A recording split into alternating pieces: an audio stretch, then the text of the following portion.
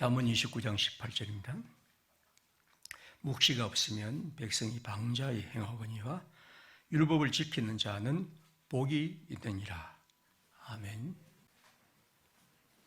지난 주간 읽은 잠언 묵상한 본문입니다. 29장 18절 우리 한번 같이 읽어보도록 하겠습니다.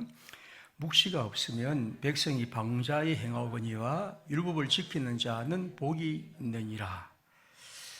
여기 이제 특별한 말이 묵시라는 말입니다. 우리가 거의 쓰지 않는 단어죠. 묵시. 이 말에 대해서는 사실 옛날 일단 구약이란 성경이 히브리란 글자로 쓴 것이지만 또 구약의 오래전 문화의 그런 배경에서 나온 글입니다. 그래서 이 성경에 대해서 묵시란 말이 어떤 의미일까라는 번역은 굉장히 다양합니다. 우리 새 번역을 이렇게 되었습니다. 계시가 없으면 백성이 방자해지나 율법을 지키는 사람은 복을 받는다. 여기서 묵시를 계시라고 그렇게 말합니다. 역시 계시란 말도 우리가 어려운 말이죠. 계시가 뭐지? 하늘에서 뭐가 떨어졌단 말인가? 하여튼 그런 여러 생각들을 하죠. 그래서 제가 본 번역에 보면 어떤 성경은 아예 권위가 없으면 백성이 제 마음대로 행한다. 그렇게 옮기기도 하고 어떤 성경은 그렇게 예언이라고 그렇게 옮기기도 합니다. 왜 이렇게 말하냐면 이 고대 언어라는 것은 항상 그렇습니다. 언어는 절대로 고정된 의미가 아니고 항상 문맥 속에서 이해해야 합니다.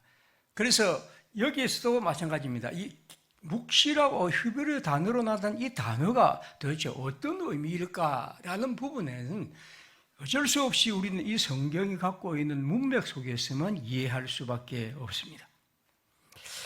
우리 성경이 이것을 묵시라고 번역한 것은 이게 좀 우리에게 어려운 말일지 모르지만 저는 잘 옮긴 번역이라고 봅니다.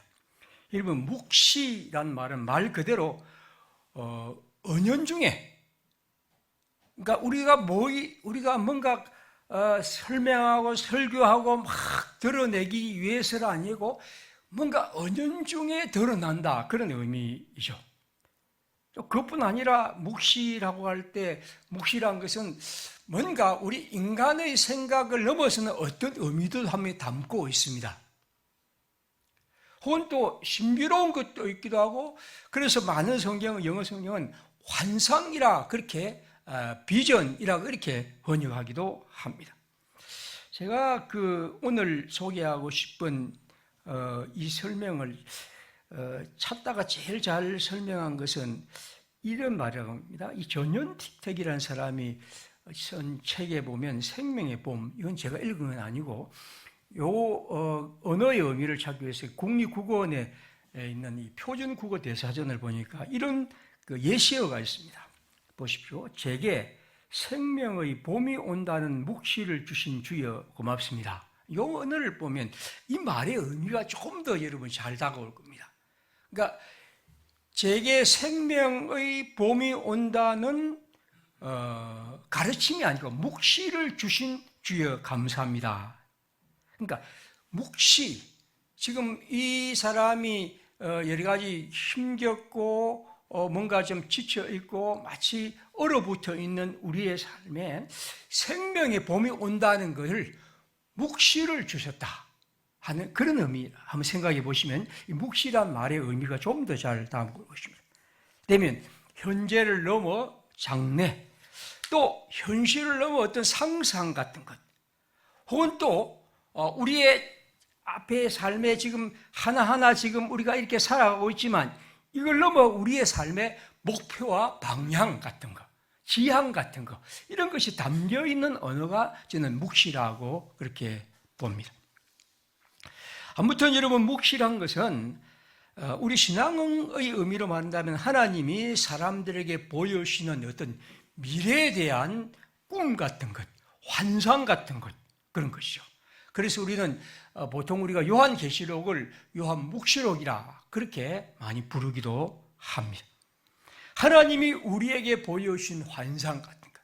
지금 현재에서 살아가는 우리들이 지금 현재 이 일 저 일에 붙박혀 살아가지만, 그러나 그걸 넘어서는, 물론 그 속에서 살아가지만 그것과 함께 그것을 넘어서는 어떤 생각과 뜻, 이런 것들을 우리는 묵시라, 그렇게 말할 수 있습니다.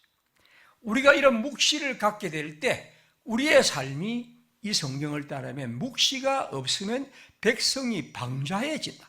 사람들이 방자해지고 제 마음대로 가지만, 만약 우리가 묵시가 있다면 우리의 삶의 방향과 때로는 길이 보일 것이고, 그리고 좀 더 삶이 정돈될 것이고, 그리고 뭔가 우리의 삶의 활력과 어떤 힘을 받게 되겠죠.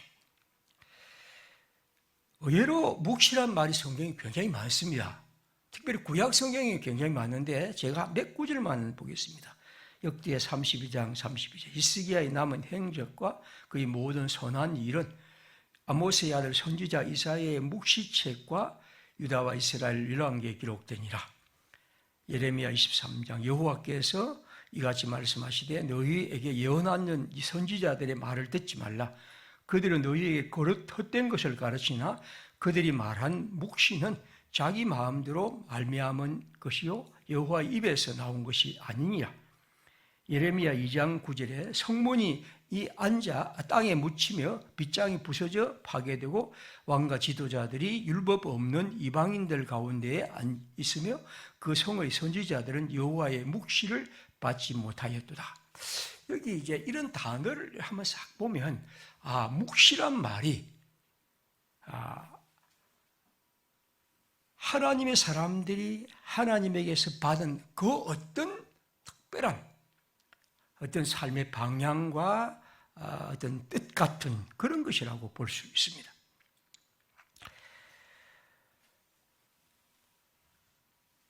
우리가 살아가는 삶을 우리는 여러 가지로 생각할 수 있겠지만, 근본적으로 우리는 언제나 이런 묵시 같은 것, 다시 말하면 우리가 살아가는 삶에 대해서 아주 작은 일 하나하나에서도 지금 내가 살아가고 있는 이 삶이지만 그걸 넘어서서 뭔가 지향하고 걸어가고 하는 것들, 비록 우리에게 보이지는 않지만 그 보이지 않는 것을 마치 보이는 것처럼 생각하며 살아가려는 그런 열망들이 있습니다. 지금 꿈, 비전 같은 것이 그런 거죠. 우리가 이 공부를 한 아이들이 물론 우리가 공부를 잘하는 방법과 못하는 방법이 뭐가 있는가, 이런 것은 제가 말할 처지는 아니죠. 여러 가지 사람들이 많이 얘기를 하는데,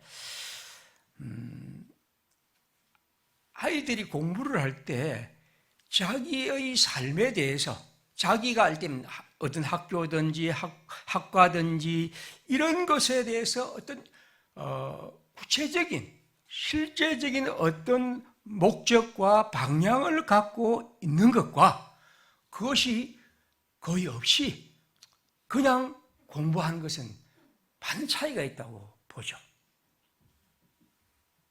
물론 우리가 지금 우리나라가 지금 그런 문제가 굉장히 큰 문제죠. 아이들 무조건 공부만 해라. 어쨌든 어느 대학에 들어가라고만 하지만, 그래도 우리가 아이들이 내가 하고 싶은 것, 내가 해야 할 것, 이런 것에 대한 구체적인 생각을 갖게 되면 여기 방자히 행하지 않는다는 것을, 그래도 자기의 길을 잘 잡아 삶의 성실성과 시간을 낭비하지 않고 자기의 목적을 따라 걸어가지 않을까 하는 것입니다. 다시 말하면 그런 것이 있고 없고는 굉장히 중요한 것이죠. 근데 오늘 우리에게는 이런 묵시라 할까요? 이런 것이 없이 살아가게 될 때 우리 아이들뿐이 아니라 어른들과 우리 모든 사람들이 각각 제 마음대로 행하게 되는 것이죠. 그뿐 아니라 이 성경은 우리에게 묵시가 없으면 방자에 행한다는 이 말과 반대되는 말이 뭐가 되어 있냐면, 여기 보시면 율법을 지키는 자는 복이 있다. 여기 이제 대비를 이루고 있습니다. 그러면 묵시가 없는 것과 율법을 지키는 것이 대비를 이룬다고 할 때, 이제 우리는 묵시란 것은 단지 우리에게 어떤 단순한 꿈과 환상과 비전의 문제가 아니고 율법에 뭔가 매여 있는 것, 율법을 중심으로 살아가는 그런 것이죠. 그런 의미에서 묵시는 단순한 환상과 꿈과 내가 뭔가 잘 되겠다는 그런 걸 넘어서서 하나님이 우리에게 주신 말씀과 그 뜻에 우리가 일치해서 살아가려는 그런 열망들이 바로 그것과 함께 있다는 사실을 보게 됩니다.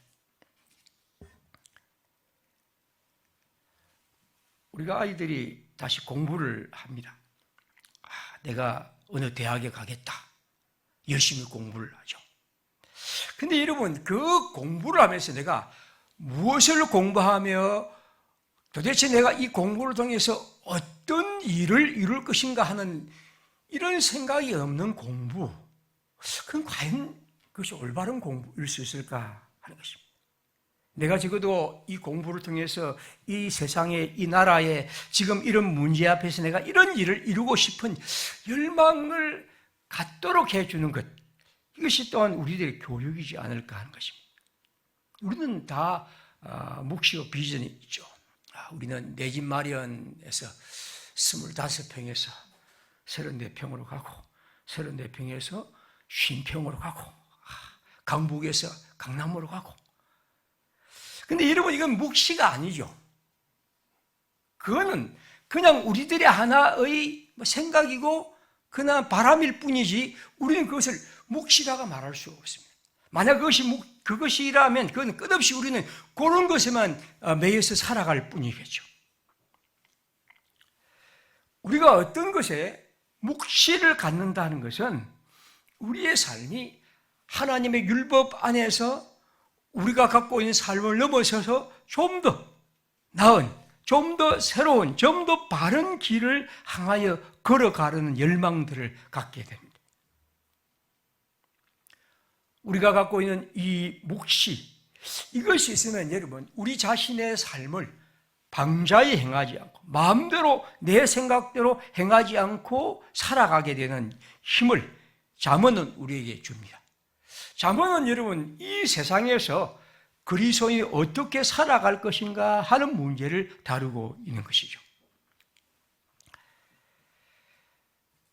지난 9월 그 하순에 한국의 교단들이 총회를 했습니다. 근데 우리나라 교단 중에 아마 크고 1, 2를 다투는 교단이 통합식 교단인데 그 교단에서 총회를 했는데 어디서 했냐면 명성교회라는 데 했습니다. 명성교회는 하도 이제 우리나라에 텔레비전도 많이 나와서 이름이 난 교회가 됐습니다. 왜 이 교회가 이름이 나느냐 하면 교회가 몇만 명 모인다고 하는데 이 교회의 담임 목사의 아들을 그 다음 사람으로 이제 후계를 이제 세습을 한 거죠. 그러니까 우리 세습했다는 것은 김일성 세습하는데 이게 좀 이상하다 해서 우리 일단 그 마음이 좀 안 들고, 그러나 성경에 볼 때 이건 교회가 회사도 아니고 우리 집도 아닌데 이건 문제지 않느냐 하는 생각을 갖고 있는 것이 우리들의 생각입니다. 그것까지는 그렇습니다. 그런데 더 중요한 것은 그 교단의 헌법은 그 당시 세습할 때 헌법은 뭐냐 하면 우리 교단도 법도 있는데 그 법에는 세습을 금지하는 법이 있습니다. 그러니까 직계 좀비속의 아들, 딸, 사위, 며느리 이런 사람들은 교회를 다음을 물려받을 수 없다 하는 것이 명확하게 그 당시 만들었습니다. 근데 우리 교단은 지금 헌법에 그렇게 되어 있지는 않습니다. 자, 그러면 그 법이, 교회의 정치법이 그렇게 되어 있다면 우리는 그걸 하지 않아야 합니다. 누구나 봐도 그건 엉터리죠. 그런데 그 교회가 했습니다. 그 법이 분명히 만들어져 있는 걸 보고, 그러면 이제 우리가 교단이라면 그건 잘못했다, 그건 돌려라고 해야 할 텐데 돌리지 않았습니다. 그리고 이제 논쟁을 하다가 결국에서 서로 다투고 저 생각할 때 우리나라 삼성도 그래도 사람들이 그러면 그러니까 수고지지 않습니까? 이건 그냥 밀어붙였고 결국에서 나중에 헌법위원회에서 그냥 그건 좀 가능한 것 같다고 그렇게 해석을 했습니다. 그리고 나중에는 결국에서 그 법이 있는데 1년, 2년째 총회를 계속하면서 노회에서 올려고 해가지고 헌법을 바꾸고 지난해에 바꾸고 올해인데 그 바꾼 축하의 의미인지 그 교회에서 다시 총회를 열었습니다. 그러니까 교단의 많은 분들이 거기서 열어서 안 된다, 다시 바꾸라 그렇게 했는데 결국에서 열었죠. 이걸 가만히 보면서 오늘날 기독교가 사람들이 볼 때 이건 너무나 상식 이하의 일이죠. 이게 어떻게 가능한가? 분명히 자기들이 세운 법인데 그 법을 사람 많다고 그냥 막 밀어붙인다? 그리고 그게 모든 사람들이 손들어서 다시 바꾸어줘 된다고 얘기를 할 수 있다? 이게 어떻게 가능한가 하는 것이요. 그런데 지금 이렇게 가능한 게 기독교의 시대. 저는 이 얘기를 하면서 다시 서글픈 마음을 금할 수가 없습니다. 교회가 묵시가 없으면 방자의 행함, 하나님의 나라의 법과 하나님의 나라의 질서, 그것이 우리를 진정으로 지탱하고 그것이 교회와 우리 안에 분명히 서지 못하면 제 마음대로 행하죠. 제 마음대로 행하는 게 뭡니까? 큰 사람들이, 큰 교회들, 많은 사람들이 마음대로 행하게 되는 것이겠죠. 오늘 우리들은 자기 집에 대한 묵시는 있지만 하나님의 집에 대한 묵시가 없습니다. 오늘 우리 학생들은 인류대학에 대한 묵시는 있지만 올바른 공부에 대한 묵시는 없습니다. 오늘 학자들이 박사학위에 대한 묵시는 있지만 학문의 진리와 정의에 대한 묵시가 없죠. 오늘 정치인들이 국회의회에 대한 묵시는 있지만 시민을 향한 봉사란 이 묵시가 없어진 시대. 이것이 바로 방자의 시대죠. 그와 반대된 것이 율법을 지키는 것과 같은 것이죠. 우리나라 이 김구 선생이 쓴 나의 소원이란 1947년에 쓴 아주 긴 글이 있는데 그 중에 이런 글이 있습니다. 그분은 이렇게 1947년 이제 해방 이후의 일입니다. 나는 우리나라가 세계에서 가장 아름다운 나라가 되기를 소원한다. 가장 부강한 나라가 되기를 원하는 것이 아니다. 남의 침략에 가슴을 아팠으니 내 나라가 남을 침략하는 것을 원시한다. 우리의 부력으로 우리의 생활을 풍족히 할 만하고 우리의 강력은 남의 침략을 막을 만하면 족하다. 오직 한없이 가지고 싶은 것은 높은 문화의 힘이다. 문화의 힘은 우리 자신을 행복하게 하고 나아가 남에게 행복을 주기 때문이다. 우리 인류에게 필요한 것은 무력도 아니고 경제력도 아니다. 자연과학의 힘은 아무리 많아도 좋으나 인류 전체를 보면 현재의 자연과학만 가지고 또 편안히 살기에 넉넉하다. 인류가 가장 근본적 불의는 인의가 부족하고 자비가 부족하고 사랑이 부족한 때문이다. 이 마음만 발달이 되면 현재의 물질력으로 20억이 다 편안히 살아갈 수 있을 것이다. 이 인류의 정신을 배양하는 것이 오직 문화다. 나는 우리나라가 남의 것을 모방하는 나라가 되지 말고 이렇게 높고 새로운 문화의 근원이 되고 목표가 되고 모범이 되기를 원한다. 그래서 진정한 세계의 평화가 우리나라로 말미암아 세계에 실현되기를 원한다. 이 글을 읽으면서 이분이 자기가 정치인으로서 이 나라가 어떻게 되기를 바라는가 하는 것이죠. 이런 갈망과 소원, 이런 묵시, 이것이 그가 그 시대에 살던 삶입니다. 물론 김구에 대한 저도 비판적인 마음을 갖고 있지만 그러나 그가 갖고 있는 생각이 이런 마음이란 것은 굉장히 중요한 것이라고 보죠. 왜 장관이 되고 싶지? 왜 대법원장이 되고 싶지? 왜 대통령이 되고 싶지?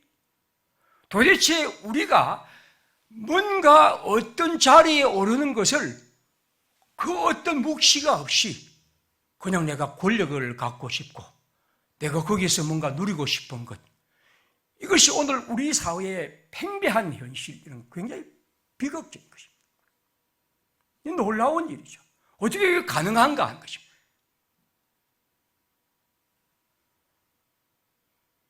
언젠가 오늘 우리에게 필요한 것은 바로 묵시 같은 거죠. 오래전에 제가 이 교회에 이제 애를 섬겨 있을 때 좀 웃기는 얘기입니다만 이런 얘기를 했습니다. 언젠가 한번 이제 같이 모여서, 이건 오래전 얘기입니다. 우리가 교회에서 막 서로 얘기를 나누었습니다. 나는 앞으로 이 교회에서 내가 뭐 하고 싶다, 뭐 하고 싶다, 그렇게 얘기했는데, 어떤 분이 이제, 이분은 좀 웃기는 얘기를 잘하는 분인데, 나는 우리 교회에서 11조를 제일 많이 하고 싶다, 그렇게 얘기를 했어요. 그래서 많이 웃었습니다. 아니, 11조를 많이 하겠다니. 근데 아마 이 자리에 이제 이분이 앉아 계시는데 그 당시의 말을 기억할지는 모르겠습니다. 저는 그게 굉장히 마음에 남아있어가지고 굉장히 기억이 딱 납니다. 그래서 웃고, 그리고 모두 재밌어 했습니다. 제가 볼 때 그 당시 이분이 이제 각 대학을 졸업한 사회 초년생이고, 직업을 보니 뭐 그렇게 돈도 많이 벌 것 같은데, 그래서 11조를 많이 해서 돈 많이 벌어 부자가 되고 싶다는 록펠러식 그 얘기는 아닐 텐데 왜 저렇게 말했을까? 그리고 제가 느낀 거죠. 그 당시 교회가 참 재정적인 형편이 어려우니까 내가 좀 돈을 좀 많이 벌어가고 11조를 많이 해서 교회를 좀 재정을 좀 든든히 하고 싶다는 이 열망이 이 젊은의 마음속에 있었다는 거죠. 저는 참 그 말을 들으면서 제가 볼 때는 이분은 그렇게 돈 많이 벌 게 아닌데, 그런 생각이 하면서도 참 고마운 마음이 늘 들었습니다. 그리고 이제 그분이 그 이후에도 이제 현금을 들으면서 최선을 다하고 그렇게 하는 걸 보면서 지금도 11조를 제일 많이 하지는 않지만 그래도 참 마음에 참 감사한 마음이 늘 많았죠. 그러니까 우리가 어떤 것을 돈을 벌어서 내가 어떤 것을 한다 하고 그래서 이것이 묵시를 갖는다는 것은 이 교회가 건강하게 되고 뭔가 이게 잘 터서 이 땅에서 하나님의 복음을 위해서 행하고 싶은 이런 열망들이 우리에게 있는 것은 굉장히 중요한 것이죠. 그러니까 우리의 삶에, 저는 우리 아이들도 그렇고 어른도 그렇고 우리 모두에게 이러한 묵시가 있을 때 우리의 삶이 방자히 행하지 않는다는 것은 우리가 돈을 쓰는 것도, 시간을 쓰는 것도, 우리가 사람을 만나는 것도 함부로 아무렇게나 그렇게 살아갈 수가 없겠죠. 언제나 우리의 삶에 어떤 길을 찾아서 가려는 열망들을 갖고 살아가는 것입니다. 그냥 비전이 아니라 율법을 지키는 일과 연결될 때 우리의 묵시는 더 아름답고 더 건강하게 될 수 있습니다. 오늘 이 묵시의 의미는, 묵시는 방자에 행하지 않는다는 것과, 그리고 구약 성경의 많은 성경을 보면 그 말의 의미는 또한 이런 의미도 갖고 있습니다. 어떤 의미에서 이것이 더 중요할지 모르겠습니다. 우리가 갖고 있는 이 삶의 얘기가 결국 다 묵시의 결과는 하나님 앞에 서는 것이겠죠. 내가 지금 살아간 삶과 내가 걸어간 길이 결국 하나님 앞에 설 텐데, 바로 우리가 하나님 앞에 선다는 이 사실을 기억하게 될 때 우리는 결코 방자히 마음대로 행하지 않고 우리의 길을 나름대로 잘 만들어 걸어갈 수 있겠죠. 그래서 고린도후서 5장 10절에 이렇게 말합니다. 이는 우리가 다 반드시 그리스도의 심판대 앞에 나타나게 되어 각각 선악간에 그 몸으로 행한 일을 것으로 받으리라 함이라. 우리가 하나님 앞에 설 것이란 이 묵시, 바로 이것이 그 사람을 더 신실하게 살아가게 합니다. 그러므로 그리스도인들의 묵시는 궁극적으로 하나님의 나라에 대한 종말적인 기대를 갖고 있는 것이고, 이 기대 속에서 하나님의 백성으로 살아갑니다. 에스겔 12장 22절은 말합니다. 인자 이스라엘 땅에서 이르기를 날이 더디고 모든 묵시가 사라지리라 하는 너희의 속담이 어찌 됨이냐. 에스겔이 본 그 시대의 사람들이 이렇게 말합니다. 날이 더디고 모든 묵시가 사라지리라 하는 이 속담을 그들이 말하고 있습니다. 예언자는 하나님 말씀합니다. 어떻게 너희들이 이런 말을 하고 있냐는 거죠. 모든 묵시는 사라지고 모든 묵시는 없고 그냥 현재 현실 현재의 문제들만 우리의 것이라고 얘기를 합니다. 그러나 하나님은 말씀합니다. 그러므로 너는 그들에게 이르기를 주 여호와께서 같이 말씀하시기를 내가 이 속담을 그치게 하리니 사람이 다시는 이스라엘 가운데에서 이 속담을 사용하지 못하리라. 이 속담, 묵시가 사라지려는 속담은 사용하지 말아야 합니다. 다시 말하면 우리는 현실에 집착하며 거기서 부딪히며 살아가야 하지만 그러나 언제나 우리는 그것을 넘어서서 우리의 현재를 넘은 미래, 궁극적으로 하나님이 우리에게 오실 그 일, 우리가 하나님 앞에 선다는 이 사실에 대해서 기억하는 것입니다. 그러므로 예언자의 서결은 그 시대의 사람들에게 그들이 하나님이 우리에게 오실 바벨론에 포로될 것과 그리고 그 바벨론의 포로에서 돌아올 그 묵시에 대해서 끝없이 얘기하고 이 끝없이 얘기한 걸 통해서 더딜지라도 참고 기다리며 그 묵시를 언제나 마음에 새길 때 지금 우리에게 닥칠 여러 일들과 앞으로 다가올 모든 문제 속에서 우리가 결국 이기며 살아갈 수 있음을 말합니다. 요즘 우리는 이 정치에 대한 얘기를 하면서 정치의 얘기를 보통 이런 말을 많이 합니다. 정치는 먹고 사는 문제라 그러죠.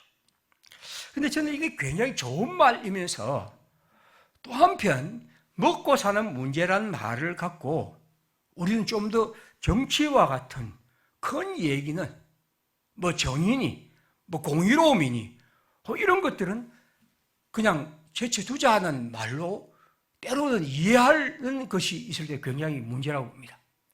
여러분, 정치는 문제이 먹고 사는 문제입니다. 먹고 사는 문제가 해결돼야. 그러나 먹고 사는 문제는 이러한 정치의 올바름을 통해서 이루어지는 것이지 그것과 결코 분리된 것은 아니죠. 오늘 우리가 묵시를 갖는다는 것은 바로 우리의 삶이 지금 때로는 우리 앞에 있는 문제 속에 씨름하고 어쩔 수 없이 그것이 우리들이 부딪히는 문제이기 때문에 언제나 고통 속에 살아가고 있지만 그러나 그 속에서도 우리는 우리 자신을 넘어서서